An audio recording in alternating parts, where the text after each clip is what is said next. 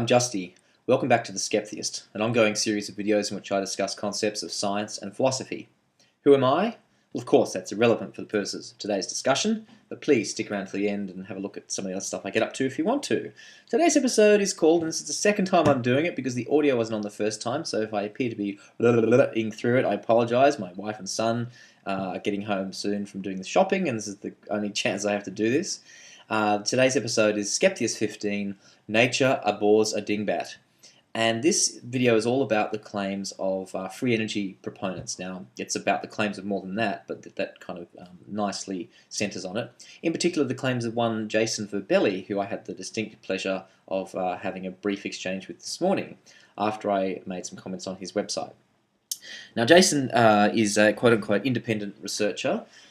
He likes to go in the exact opposite of the mainstream of science, and he thinks for some reason that that's something to crow about. But let me get into what I'm actually claiming in this episode. Before I do that, I'll tell you the claims I made on his website. So he gave a presentation in which he talked about so-called free energy, and he made the claim that several claims that I'll address one by one, not all of them because many are made.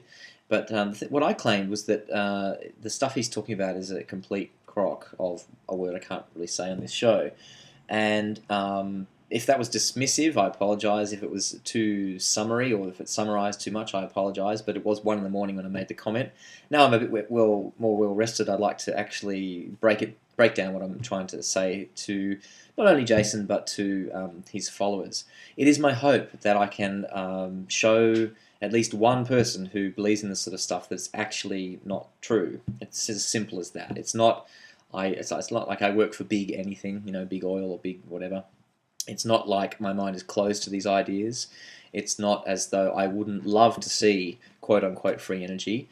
It's not as though I don't want a cleaner world. Of course I do. I want cleaner fuels. I want a better world. And I think that most of the people who follow Jason and Jason himself and I are probably on the same page there.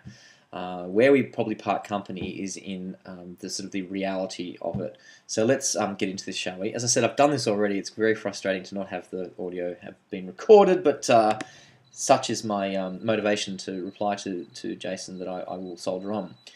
On Scribd.com, if you look for the geometry of implosion, you will find the notes from the slides that he gave, the slides from the talk he gave, and it might be useful so we can talk about the same sorts of pages. Now, it's good that it didn't record the first time because now I've said it all once, I can perhaps condense it a little bit. Jason is 29 years old. He's an independent researcher from San Francisco, a lovely town, one of the few places I've been in America. My best friend in the world lives there with his wife and kids, and he's rather green. The word green, by the way, is something that you should look into as perhaps not the best thing to represent cleaner fuels and alcohols and whatnot, but I digress. He regards himself, as I say, as a independent researcher, and he crows about the fact that he points in the opposite direction of mainstream science. So I have a number of objections to the stuff that he's talking about. I should note, by the way, as well, that maybe I was a bit dismissive of what he had to say. Well, obviously I am, because I believe that it's absolutely incorrect, but it was interesting to note that his response was to ban me from making further comments on his channel. I didn't use any cuss words, as the Americans might say. I don't think I overstepped any reasonable line. He then accused my friend of being me and under another account, so I then used my other account, my Skeptheist account, to say, no, actually it wasn't me, and why did you ban me from making any further comments? That's not very open-minded, is it? So these comments will form part of the comments I would have liked to have made. The central thesis of my talk today is that people like Jason and his followers, and anyone who spends even a second longer than they should in this stuff, is they're retarding our species. Please stop it. What I'm saying is that this kind of shenanigan is a distraction from the real and very urgent task of cleaning up the world, of having cleaner fuels and weaning ourselves off fossil fuels and weaning ourselves off the political structures that produce horrible conditions for people as a basis of that, and not just petrol, coffee and food and all sorts of things. It's a messed up world we live in. However, what I don't want to see happen, is this sort of this new age mixing of science that's going on here. Please refrain from saying that you are into the science of spirituality, Jason, and call it what it is: pseudoscience. It is pseudoscience because there are claims that are unfalsifiable. You've claimed that a lot of these claims are verifiable. If they are, then I've yet to see any evidence for it. The other stuff that I have a problem with here is the unfalsifiable stuff, like making claims that are sort of very nebulous and can't necessarily be tested. But I'll come back to that. And what I don't like about your game is how you can simultaneously borrow the jargon. We hear it from slide 1, the geometry of implosion. And you talk about vortices, talk about magnets, you talk about atomic wind, and all sorts of things that have words that belong in the scientific discourse, but you are tying them together in a way that is fantastical. Okay, and I don't mean they're great. I mean they're of fantasy, and it is an offence, and I won't let you get away with it. So I can't stop you from posting videos, obviously, nor would I want to. But if you are serious about this stuff, then you will accept that there are two possibilities. One is you know that this is a crock and a sham, and that people are easily fooled. And by the way, call me a fool, fine, I don't care. But as a skeptic, I make it my business to actively not be fooled. And so I know how easily people can be fooled, and I'm not foolish enough to think for a minute that I can't be fooled. You later, by the way, in the next comment you made, unprovoked I might add, that's just another comment in which you said, again, you're a moron, as though I'd actually said something. Maybe you thought it was the other guy. If I am a moron, then I'm probably one of the world's fewest Mensa qualifying morons. So I don't see myself that way, thank you very much. But am I a moron to dissent? Am I a moron to question the things you're saying when I can clearly see that they're false? Of course not. I'm a good person, and that's what I'm trying to be here. So to the meat of the matter.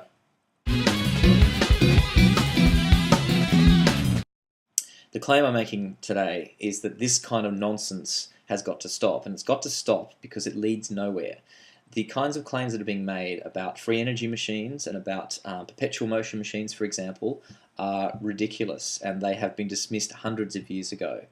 Let's get onto the concept of free energy, shall we?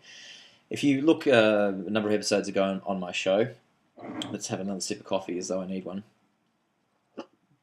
You'll see I have an episode there called Positive Atheism, and I gave a number of definitions. One definition of positive atheism, by the way, this is a very quick aside, is the strong claim that there are no gods.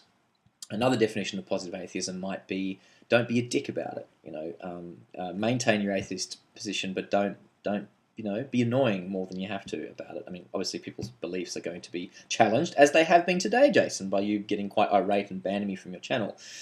So let's take that idea and let's move it across to free energy. The way in which you mean free energy, unless I'm very much mistaken, and I don't think I am in this case, is this free lunch. Okay, and we'll talk about free lunch in a minute. But free energy being stuff that comes out of the vacuum. It's not from a fuel source, right? I prefer the definition of free energy meaning stuff that comes from the sky. Okay, i.e. solar energy. That's free. It all the time comes every day on some part of the planet. It comes to us. We can't stop it coming to us. It is plentiful. It is for our lifetimes inexhaustible. That is free energy. Please stop saying that there's anything to this sort of mystical free energy. There's so many ways you could be going with this, and I can't get inside your mind to know which it is. One of them might be like a magical thinking, like a dualism, like this is spirit. That's the energy has it, the universe has it, the vibration of the energy has it. Don't say thoughts are vibrations. By the way, you have no clue what a thought is unless you are qualified in that field of study. Unless you're Steven Pinker, you have no idea what a thought is. It is not a vibration. My neurons might be firing at a certain rate. You also accused me of having many thoughts, meaning that meant that I was not. I can't remember what you said actually. That I wasn't calm or whatever. I can be totally calm. I'm completely in control of myself. See, I did that. I just stopped myself in mid. I'm not perhaps a little caffeinated, but you know what I mean. Like I'm intelligent and I think and I have lots of thoughts. That's why I'm the way I am. It's got nothing to do with the claims that you're making. But anyway, man, Thank you so much for the stuff you said. It really has got me going. It's quite enjoyable, but it's sad too, and I'm a little bit angry with this kind of stuff because it's retarding our species. Please stop doing it. But anyway, you talked about free energy and free lunch, and he says, people say there's no such thing as a free lunch. I say, have you ever picked wild berries? I might be paraphrasing, but head slap. Wild berries are plants. Their energy comes from the sun. It's not a free lunch. It's a lunch given by the free lunch or the free energy of the sun, in the way I define free energy. So this is high school physics, man. It's time to.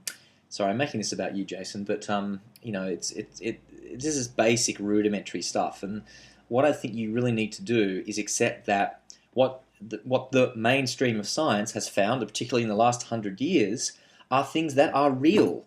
Okay, this is a real optical device. It works, right? It's based on sound physical principles. Okay, there's nothing contentious about that. So what I want you to do is to learn your high school science and then go off and be this independent researcher. Because what you'll find is you'll probably save yourself a lot of time, because most, if not all, of the, dare I say, quackery that you're involved with is stuff that has been on the fringe for a reason. So many points. Ideas are picked up by people and spread on the basis of two things: their truth and their seduction, their reproduction propensity. So if you hear a story about carrots giving you good vision, or crusts of toast making, or bread making your hair go curly, you might repeat that story because it's it's a pretty boring story, but how interesting a story is has a lot to do with how much the idea is spread, just as much as the truth does. In fact, the truth can be an annoying impediment to the idea, and so unfortunately, it is too often the casualty of this kind of discourse is that the truth is no longer relevant because the claim is so appealing, vis-a-vis free energy in the way that you define it. Yes, I included would love to have this thing called free energy, where I have this device on my desktop and it powers my entire home from the ether or wherever it comes from. As I say, this is basic stuff that you obviously haven't taken on board. That the limitations of our universe. Yeah, it's a downer, but it's just how it is, dude. Get over it and get on with it, and get on with the task of actually looking to make things better. Things are better now. Medicine's better now. Cars are more efficient. I wish we had electric cars across the planet. Solar cells, the efficiency goes up all the time. That's where it's at, man. That's where intelligent people need to be putting their efforts and their minds, not in this waste of time that you're purporting.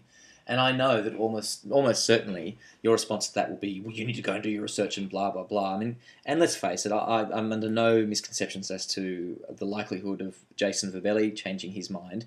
I think he's far too invested in this. It's far too much face for him to lose. If you can prove me wrong, if you can provide plans for me to make a free energy device on my desktop, I am a lot handier than most, I will tell you this with no false modesty. And so if anyone can do it, I can do it. And if I can do it, I'm happy, right? Even if I look like a fool for saying, it can't be done, and then it can be done, I'm more than happy. Please, make me look like a fool by bringing it into the real world, my world. Why can't I make this on my desk? If it's so real, why can't I reproduce it? I'm not saying I've tried and failed and therefore it can't be done. I'm saying if there's anything to this and you are genuine about your claims, then I should be able to make it, okay? So in a number of episodes ago, I talked about the nature of claims and claims of nature and the nature of claims. And very quickly, those claims are true or false, they are weak or strong, and finally, and importantly, they are internal or external. So an external claim is about something in reality that we can all share, and an internal claim is like a private thought, like I prefer one type of ice cream to another. Or my frame for viewing the universe is that it's all love, it's all connected, or what have you, okay? But that's an internal claim. And the claim that I make, and I suppose it's a philosophical claim, is that claims that are false and or weak and or internal do not qualify as claims that are external or true or strong. I think that's just reasonable, mature stuff. Okay, I don't think it needs much more explanation than that, but I'm happy to, if it's required, or go and check out the episode. So, if the thing that you're making, and back to brass tacks and making machines that are purportedly free energy machines, that's a strong external claim, the truth of which we are assessing. So it's not like you can get away with, it's not like the example I give is, when kids play and they're battling and what have you, and it's all fantasy. They don't have anything in their hands, and one goes, "Oh, I got you," and the other kid goes, "No, because I had my special shield that you didn't see." Right? That sort of childish, non-falsifiable carry on, mate. It doesn't. You can't do that. It just does not qualify in the real world. And again, to reiterate, I'm totally open to these ideas. If they're real, I want them. I want them for our planet for the same reason you claim to. My suspicion, though, is that actually you don't think that they're real, and that you can see what a great following you get from claiming this sort of stuff. It's given me another idea, which I won't talk about now. But so to summarize, please stop. I know you probably won't, but if you're a follower of this Jason guy, believe me, I don't have anything against him personally. I don't really know him. If I have any personal objection to him, is that he banned me from his comments without real provocation, and that my real problem with him as an entity, not as a person, but as an agent that's spreading disinformation. I mean, he talks about pollution. He is the biggest source of idea pollution I've seen this week. But my problem with him is that he's misleading you, and what motivation do I have for wanting to prevent that? I don't know. I'm a good person. I value truth, and I do think that our world is being retarded by people of his ilk, and it would be really nice to kind of get on with this. Now, as a skeptic and an atheist, I feel like I'm assaulted on all sides. Those who believe who make very strong claims about God's role in this world. Let's put it that way. I'm not talking about the existence of some deity, but the strong external claims about this deity that wants us to behave a certain way, and it's anyway. So many logical inconsistencies there. But I'm also assaulted by my New Age friends, and yes. By the way, Jason, I have a friend who is far more wacky than you are, who makes extraterrestrial claims and all sorts of stuff, all unfalsifiable, of course. So it's not like I'm a stranger to not only the kind of errors in thinking that you commit and the magical thinking that you commit, but also the concepts and Tesla and vortices, and man, there's a lot there, and I think it's quite shameful that you mix in terms. Like, for example, I was coding fractals on my computer at age 13. I know what a fractal is. I know what chaos is. I know what a vortex is. I know a lot about our universe because of science, and I am now very good at sniffing out the dung, shall we say. And I'm sorry if it offends you, and I'm sorry if you can't deal with me leveling an accusation at you, but it makes perfect sense to me that you might not be able to, because otherwise you probably would have assessed the claims you've made before this and asked yourself, are these claims too good to be true? Now, you have obviously done some experiments. There are a lot of photos of you with a device going, look, it's the device, right? And some of them are impressive works, like in terms of mechanical constructions. Good on you, full marks. But the problem with researching these things in an isolated environment at odds with the mainstream is not that the opposite problem doesn't apply. Like you're probably thinking, oh, the problem with being with the mainstream is that it's you're conditioned to certain ways of thinking, and you'll never think outside the box and all the rest of it. That's not the case, mate. The case is that true science, or the philosophy of science, does its best to prevent us from being fooled by things that we just as human beings are naturally fooled by. Seeing faces in things, confusing correlation with causation. I could go on, and I have gone on in my previous videos, so check those out if you want to.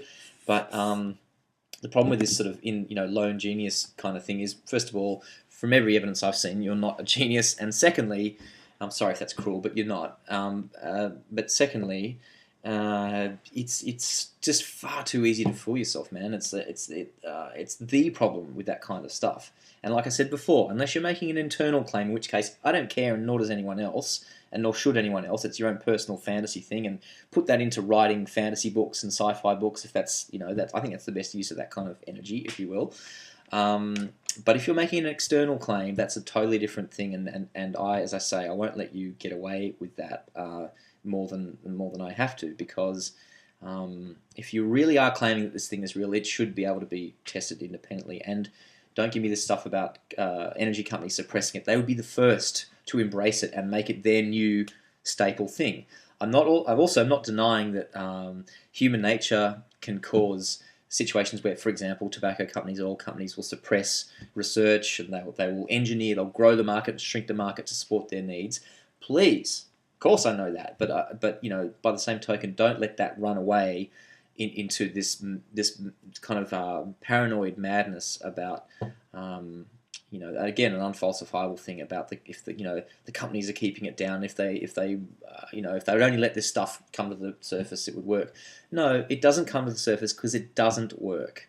But I do think that we would have seen a lot more about them in the scientific journal because, man, scientists, we want to know this stuff. Okay, please stop with the straw men. Please stop with the arguments that were never made. Please stop saying that the scientists say there's nothing out there. When you refer to atomic wind, I think you're cutting the atomic cheese, personally. If you want to call electromagnetic radiation atomic wind, you go right ahead, Jason. That's fine. I would, though, have a problem if you, for example, said, if I can call that a rectangle, a rounded rectangle, if you're a Mac fan, that this rectangle has 3 sides and a triangle has 18 sides, and like if you were teaching a kid that, I think that would be crossing the line. And I think you'd probably agree, right, that there is. We must share definitions of things, and so if we define something as such and we agree that everyone sees it that way, then it is wrong, right? I'll use a very strong claim here. It is wrong. It is egregious to claim otherwise, right? So I'm not saying that your atomic wind thing falls into that category, but it's getting there, right? Just call it electromagnetic radiation. Don't call it atomic wind. You can if you want, but don't then say scientists say there's nothing out there. Of course, there's stuff out there, and scientists know all about it. I mean, I knew about it as a high school child, or as a young man at high school, right? I knew about the sun's radiation and the fact that the Earth's magnetic field protects us from it, and that's what produces the aurorae and so forth. But yeah, I don't know. It's again, I talk about this within the atheism domain. It's remedial stuff. The arguments that are presented have been presented before and have been refuted before. So please give us something new, and don't even make me say, please give us something new as though it's us and them. I want unity with my fellow human beings. I want to sit down in a cafe with you and have a good chat and agree that we're both looking for the truth. But the way you go about it kind of makes me like that. Unfortunately, it puts me on edge because it's really basic stuff, and you are preying on people's very commendable desires to want a better world with foolishness. Homeopaths do it. Anything that involves an unfalsifiable spirit, not spirituality. I'm going to do an episode on spirituality. I don't think there's anything wrong with spirituality. Nothing wrong with thinking, not that there's more than there is, because if you say that, you don't know how much there is. There is a boatload of stuff going on in this universe. But don't confuse it with spirituality. I mean like spirit, essence, something that simultaneously can't be shown to be there and yet interacts with stuff that's there. I mean, that is madness, okay? That's really old magical thinking. If you call yourself enlightened, I don't know if you have, but you should aspire to be enlightened. That's the kind of the claim you're making here, is that we as a species need to rise above and get out of the mire of the pollution. As I might have said before, as far as I can tell, you're the biggest producer of idea pollution that I've come across for some time. Something to consider, that it's not just the pollution of petrochemicals we need to be worried about, and we do, but it's the spreading of this sort of nonsense that really gets my back up, and so please stop. As I say, I don't know if you will, but if anyone watches this in relation to that video, please be convinced that my heart is in the right place here. My intentions are good. I have no motivation from any company, oil or otherwise, to say this stuff. I'm saying it because the sorts of things I've seen, and not just Jason says them, of course, but that this kind of nonsense is not only nonsense. I mean, I might dismiss something that's just purely new agey and just out there. By the way, there's a site called timecube.com. It's not new agey in the slightest. In fact, it's rather sad. It's the ramblings of a madman. So most people would dismiss that out of hand. But my problem with Jason and his ilk is that, as I said before, he presents enough sciencey sounding jargon and the promise of something better to make it a very seductive idea, and you are misleading people, Jason. So I really want you to think about that, please. And I say that as someone who's into the truth, someone who wants a better world, and realizes that every second spent, and this might qualify as that, ironically, every second spent in this remedial thing retards our species. It means that there's another second that we've delayed from improving things. Okay, so to summarise, the claim I'm making in this episode is simply that this kind of nonsense should probably stop, and that every bit of effort that's put into it is a distraction from the really rather urgently required effort of truly making the planet better by having greener technology, free energy from the sun, and perhaps an abandonment of pre-scientific thinking, and especially the mixing of this pre-scientific jargon with scientific jargon. Is rather disingenuous and represents an egregious offence on enlightened, free-thinking people. Remember, be a free thinker, but not have your mind so open that it's open to any old nonsense, no matter how seductive it is. So, when I was in primary school, I would have liked nothing more than for transcendental meditation to be true, for me to be able to levitate, and then I got into astral travelling and was thinking, ooh, that'd be handy to be able to go and find out, things about the exam and, whatever else I was thinking I could apply it to, and every second dream I have telekinesis in the dream, and don't get me wrong, I want these things to be true, but that does not make them so. Similarly, this idea of free energy is akin to prayer in a sense, in that it's the sort of thing you can do without actually doing anything. At least wanting it doesn't require any effort. But actually making things better by improving efficiencies is really the way to go there. And we'll get into the free energy that is actually coming to us from above in terms of this wonderful thing we call the sun. So I hope you've enjoyed today's episode. Stay tuned for more, and I'll talk to you next time. Bye-bye. I'm a skeptheist. Skeptical atheist. Skeptics have open mind, didn't you know? If you didn't know, maybe watch the show. It's called the Skeptheist. When you have an open mind, you can grow. If you say you're open minded, try to put some work behind a Skeptheist.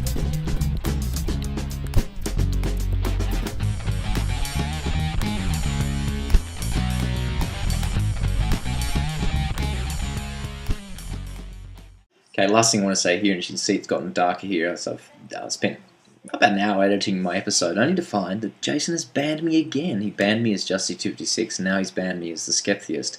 Very disappointing, Jason.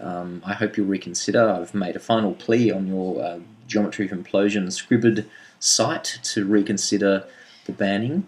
I will, as you've asked, give links to the videos that you've posted. I think it's only a reasonable human courtesy for you to show me the same consideration and allow me to post further comments and videos on your site. I did wonder why there were so few dislikes on your site, and I don't want to conclude that you do this to everybody, but I can't find many dissenting opinions on your page, and I think we know why.